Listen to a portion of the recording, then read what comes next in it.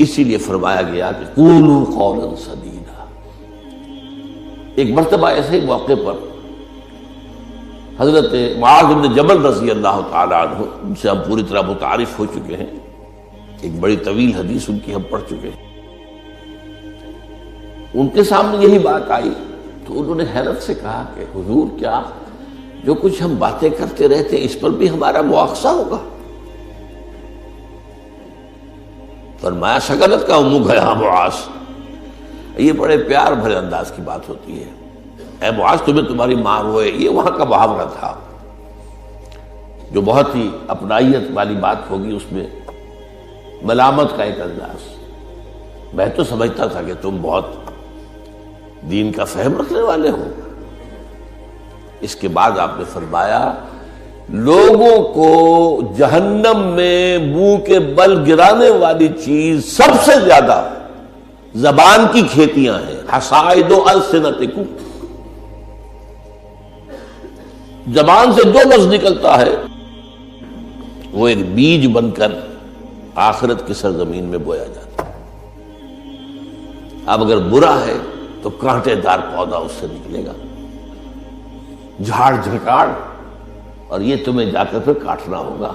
قیامت کے اندر۔ حصائد اس کو کہتے ہیں کھیتی کا کاٹنا نہیں ہوتا، حب الحصید۔ دو قسم کی نباتات زمین پر ہیں، ایک تو وہ جو پودا اور درخت موجود رہتا ہے، پھل آپ اتار لیتے ہیں، اگلے سال پھر پھل آ گیا، پودا وہی کا وہی ہے، اور ایک وہ فصل ہوتی ہے گندم کی ہے، چاول کی ہے، گنے کی، وہ آپ نے کاٹ لی، اس کو کہتے ہیں حصید۔ حصائد السنتکم، تمہارے زبانوں کی بوئی ہوئی جو کھیتیاں ہیں، سب سے بڑھ کر جہنم میں گرانے والی شے وہ ہے۔ اسی میں بلکہ ایک ذرا اور حدیث بھی ہے، ذرا اس میں حیا کا پہلو مانے ہوتا ہے بیان کرنے میں، لیکن حدیث نبوی ہے، حکمت کا بہت بڑا خزانہ ہے۔ آپ نے فرمایا مسلمانوں مجھے تم دو باتوں کی ضمانت دے دو کہ تمہارے دو عضو جو بہت ہی چھوٹے چھوٹے سے ان کا غلط استعمال نہیں ہوگا، جنت کی ضمانت میں دیتا ہوں۔ اب دیکھیے کوئی 2 من وزن ہے، 1.5 من ہے، 2 من سے بھی زائد ہے، اب اس میں 2 عضو ہیں، ایک زبان اور ایک شرمگاہ، ان 2 کی ضمانت مجھے دے دو کہ ان کا غلط استعمال نہیں ہوگا۔ باقی پورا جسم جو ہے اس کی جو بھی حرکات و سکنات ہیں ان کی گویا کہ میں ضمانت دیتا ہوں کہ اول تو وہ ٹھیک ہی ہو جائیں گے، وہ غلط کام کریں گے نہیں، جیسے کہ ابھی آیت میں ہم نے دیکھا یا ایھا الذین آمنوا اتقوا اللہ وقولوا قولا سدیدا یصلح لکم اعمالکم، یہ کلام جو ہے شرطیہ ہے، اگر تم یہ کرو گے تو اللہ تعالیٰ تمہارے سارے اعمال درست کر دے گا، وَيَغْفِرْ لَكُمْ ذُنُوبَكُمْ، اور کبھی اگر خطا بھی ہو جاتی ہے انسان سے، ظاہر بات ہے الانسان مرکب من النسیان والخطا، تو اللہ معاف کر دے گا۔ یہ فلسفہ ہے دین کا، آپ کا رخ جو ہے سیدھا ہے، آپ صراط مستقیم پر چل رہے ہیں، یہ چلنے میں کہیں پاؤں پھسل گیا، گر گئے، پھر فوراً اٹھے پھر چلے تو اللہ معاف فرماتا ہے ان چیزوں کو۔ لیکن زندگی کا رخ ہی ٹیڑھا ہو گیا، اب تو معاملہ بالکل برعکس ہو گیا، اب تو جو قدم اٹھ رہا ہے وہ غلط رخ پر جا رہے ہیں، جتنا آگے بڑھیں گے صراط مستقیم سے اتنا ہی دور ہوتے جائیں گے۔ رخ سیدھا رہے، اللہ کے احکام اور اس کے رسول کی سنت، اس پر رخ پہ آدمی چل رہا ہے، جو اللہ چاہتا ہے، عبادت رب، شہادت علی الناس اور اقامت دین کی جد و جہد،